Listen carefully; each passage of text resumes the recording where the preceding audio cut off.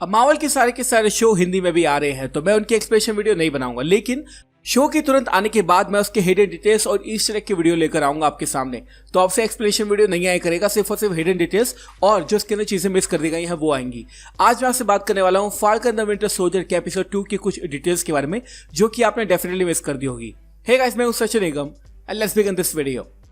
अब अगर चैनल पे आए गए हो तो सब्सक्राइब करो और आधा काम मत करना, बेल आइकन दबा के ऑल पे जरूर क्लिक करना। एपिसोड की शुरुआत में हमें जॉन वॉकर दिखाए जाते हैं और साथ साथ उसका जो एक तरह का साइड किक है वो दिखाया जाता है, जिसने अपना खुद का नाम रखा है बैटल स्टार। अब मैं आपको बताना चाहूंगा कुछ डिटेल्स इसके बारे में। वो एक्चुअली में अपना नाम बैटल स्टार क्यों रखता है। जब पुराने समय के अंदर कॉमिक्स के अंदर जब जॉन वॉकर कैप्टन अमेरिका बना था तो उसको एक साइड कैरेक्टर चाहिए था, लेकिन उसने अपना नाम बैटल स्टार क्यों रखा। जब पुराने समय की बात है, जब हमारे स्टीव रॉजर्स कैप्टन अमेरिका बना था, उसके साइड कैरेक्टर यानी कि उसके साइड किक नाम था बकी। लेकिन उस वक्त हमारे बहुत ही पुराने समय के अंदर जितने भी अफ्रीकन अमेरिकन लोग थे, ब्लैक लोग थे, उन सबको भी चिढ़ाने के लिए बकी बोला जाता था। और इस बात को हटाने के लिए, इस बात को रिमूव करने के लिए जो नया कैप्टन अमेरिका बना था यानी कि जॉन वॉकर, उसके साइड कैरेक्टर ने अपना नाम बकी ना रख के उसने अपना खुद का नाम रखा बैटल स्टार, जो कि काफी अच्छा कॉमिक बुक रेफरेंस है। कॉमिक्स के अंदर एक पॉइंट के अंदर जॉन वॉकर जो है वो शुरुआती में तो बहुत ही अच्छा आदमी था, लेकिन आने वाले समय के अंदर साथ साथ बैटल स्टार भी इसके साथ में दोनों बुरे बन गए थे। तो इस शो के अंदर भी हम देख सकते हैं कि शुरुआत जब लोगों को दिखाया गया है तो ऐसे दिखाया गया है जैसे बहुत ही मस्त बंदा हो, बहुत अमेजिंग बंदा हो और कैप्टन अमेरिका की आराम से जगह ले सकता है। लेकिन शो के एंड तक जब हम इसको देखेंगे तो हमें पता चल जाता है कि एक्चुअली में इसके इंटेंशन सही नहीं है और इसके अंदर इतना ईगो भरा हुआ है। उसको ऐसा लगता है कि मैं ही गवर्नमेंट हूं, मैं ही कैप्टन अमेरिका, सब कुछ मुझे मानना चाहिए। तो कहीं ना कहीं कॉमिक बुक रेफरेंस बहुत अच्छा मिला है कि शुरुआत में तो ये दिखाया जाएगा बिल्कुल सभ्य कैरेक्टर की तरह, लेकिन जैसे ही शो खत्म होने वाला होगा ये अपनी औकात दिखा देगा। कुछ अगले सीन्स के अंदर हम देख सकते हैं कि जॉन वॉकर जब उसका इंट्रोडक्शन हो रहा है तो वहां पर हम देख सकते हैं कि जॉन वॉकर कुछ लोगों के हाथ में जो एक्शन फिगर्स हैं उनके ऊपर साइन कर रहा है। टिपिकली एक्शन फिगर्स इतनी आसानी से नहीं और इतनी जल्दी से नहीं बनाए जा सकते, तो ऑब्वियसली यहाँ पे जो अमेरिकन गवर्नमेंट थी उसका प्लान ये था कि किसी तरह से सैम से शील्ड मिल जाए, उसके बाद हम खुद का कैप्टन अमेरिका अपॉइंट कर देंगे। ये बात और भी ज्यादा प्रोबेबल हो जाती है क्योंकि जो बिहाइंड द सीन के अंदर हमने देखा था कि जैसे ही उनको शील्ड मिलती है तो वो फाल्कन से शील्ड को लेकर जॉन वॉकर को दे देते हैं और उसको सुपर सोल्जर सीरम भी दे देते हैं। उसके बाद उसको बनाते हैं कैप्टन अमेरिका। तो गवर्नमेंट चाहती तो वो फाल्कन को ये बोल सकती थी कि तुम नए कैप्टन अमेरिका बन जाओ, और स्टीव रॉजर्स ने भी इसको चुना था, लेकिन यहाँ पर गवर्नमेंट का प्रोपेगेंडा था और वो चाहती नहीं थी कि स्टीव रॉजर्स का नया जो सक्सेसर बने वो फाल्कन बने। ऑब्वियसली मेरे हिसाब से यहाँ पे रेसिज्म आता है और पॉलिटिक्स आती है और गवर्नमेंट ये नहीं चाहती थी कि एक ब्लैक कैप्टन अमेरिका हमें देखने को मिले, तो शायद उन्होंने उससे लेकर शील्ड जॉन वॉकर को दे दी और उनको पता था कि हम चेंज करने वाले कैप्टन अमेरिका, जो कि बहुत ही गलत है। नए कैप्टन अमेरिका जॉन वॉकर का जो इंट्रोडक्शन सेरेमनी हो रहा है वो शूट किया जा रहा है गुड मॉर्निंग अमेरिका वाले शो पे, और गुड मॉर्निंग अमेरिका के बारे में हम नहीं जानते हैं तो ये एबीसी द्वारा ओन किया जाता है और एबीसी डिज्नी की कंपनी है, तो डिज्नी वाले डिज्नी को प्रमोट कर रहे हैं डिज्नी के शो पे। Nice Easter eggs. हम देख सकते हैं जब John walker good morning America show पे बैठा है और इंटरव्यूअर से बात कर रहा है तो उसने अपनी शील्ड को अपने पैरों के आसपास रख रखा है, जो कि शील्ड की डिसरिस्पेक्ट है। आने वाले सीन्स के अंदर हम ये देख सकते हैं कि बकी सैम को समझाता है कि शील्ड जो है वो इतनी ज्यादा वैल्यूएबल है, तुझे वो देनी नहीं चाहिए थी। और यहाँ पर हम देख सकते हैं जॉन वॉकर इस शील्ड की बिल्कुल भी रिस्पेक्ट नहीं करता और वो खुद सीढ़ी पे बैठ गया और शील्ड को जमीन पर रख दे, वो भी अपने पैरों के पास में।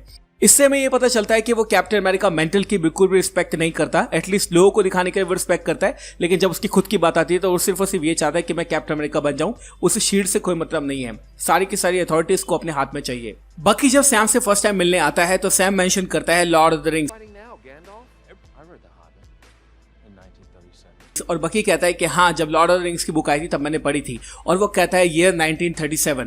मैंने गूगल पे जब चेक किया तो मुझे पता चला कि जो हॉबिट बुक है उसका जो फर्स्ट एडिशन आया था पब्लिकेशन वो आया था 21 सितंबर 1937 को। तो यहाँ पे मुझे बहुत ही अच्छी डिटेल ये लगी कि जो डिज्नी वाले हैं और मार्वल वाले हैं छोटी छोटी चीज़ों पे ध्यान देते हैं। वो चाहते तो कोई और डेट यूज़ कर सकते थे, बट उन्होंने एक्चुअली में रियल लाइफ में जो हॉबिट का फर्स्ट एडिशन आया था उसी की जो रियलिटी वाली डेट थी उसी का इस्तेमाल किया है। So that is just great। कुछ अगले सीन्स में जब हम देख सकते हैं कि बकी एंड जो हमारा सैम हो प्लेन के अंदर होते हैं और सैम भी कूद जाता है विदाउट टेलिंग प्लान और बकी कूदता उसके बाद बिना पैराशूट के। ये एक्चुअली में कॉल बैक है पुरानी 2012 में आई एवेंजर्स मूवी का, जहां पर जो टोनी स्टार्क है वो बोलता है I have a plan attack और वो जंप कर जाता है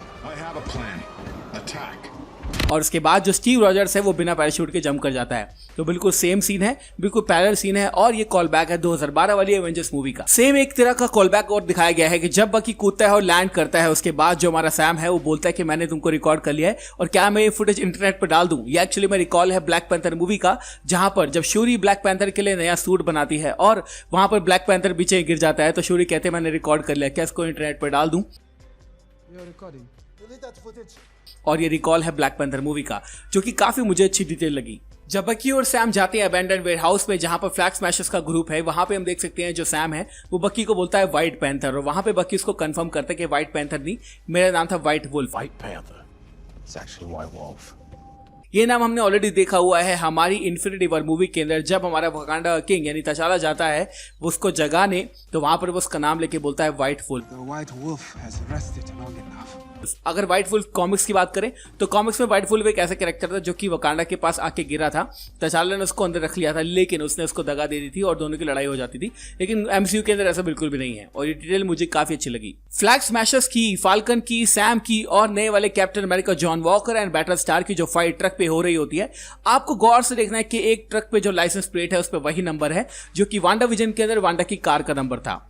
लगता है वांडा विजन में ज्यादा पैसा खर्च हो गया मार्वल का, और वो और ज्यादा लाइसेंस प्लेट अफोर्ड नहीं कर सकते, तो सेम लाइसेंस प्लेट का इस्तेमाल किया है, सेम नंबर का इस्तेमाल किया है फाल्कन द विंटर सोल्जर में, और काफी अच्छी डिटेल है। काफी लोगों ने मिस कर दी, मैंने पकड़ ली तो मैं आपको बता रहा हूं। फ्लैग स्मैशर्स की जो ग्रुप की लीडर है कार्ली, उसने मेरे ख्याल से यहाँ पे जो है वो सुपर सोल्जर सीरम्स के कुछ ना कुछ कैरेट चुरा लिए होंगे, और जब उसको एक टेक्स्ट मैसेज रिसीव होता है जिसमें लिखा होता है कि मैं तुम्हें ढूंढ के मार दूंगा, तुमने मुझसे वो छीन लिया जो कि मेरा था। मेरे हिसाब से ये पावर ब्रोकर्स ने भेजा है। पावर ब्रोकर्स मेरे हिसाब से काम कर रहे हैं जनरल रॉस के लिए।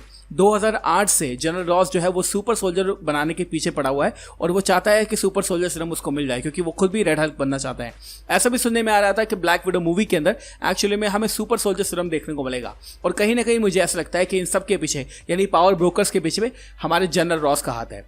मुझे अभी भी ऐसा लगता है कि जितने पावर ब्रोकर्स के बंदे हैं उनके पास जो हमारा सुपर सोल्जर सीरम था वो हमारे फ्लैग स्मैशर्स की ग्रुप ने चुरा लिया ताकि अपने आप को इंजेक्ट करके पावरफुल बना सके।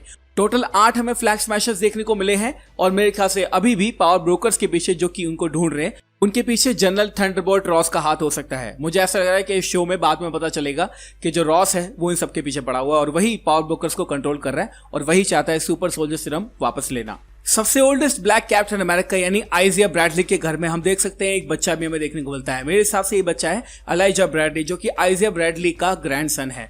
अब अगर कॉमिक्स की बात करें तो कॉमिक्स में इसको मॉर्निकल मिलता है पेट्रियट का, यानी बाद में पेट्रियट बन जाता है, जो कि कैप्टन अमेरिका की स्पिरिट को दर्शाता है, और यंग एवेंजर्स का पार्ट भी है। हम ये बात ऑलरेडी जानते हैं, और मैंने इसके ऊपर एक डेडिकेटेड वीडियो बनाई है कि मार्वल सिनेमैटिक यूनिवर्स में किसी तरह से यंग एवेंजर्स का सेटअप अभी किया जा रहा है, तो मैं बिल्कुल भी शॉक नहीं होऊंगा अगर एलाइजा ब्रैडली एज पेट्रियट हमें देखने को मिलता है यंग एवेंजर्स मूवी में।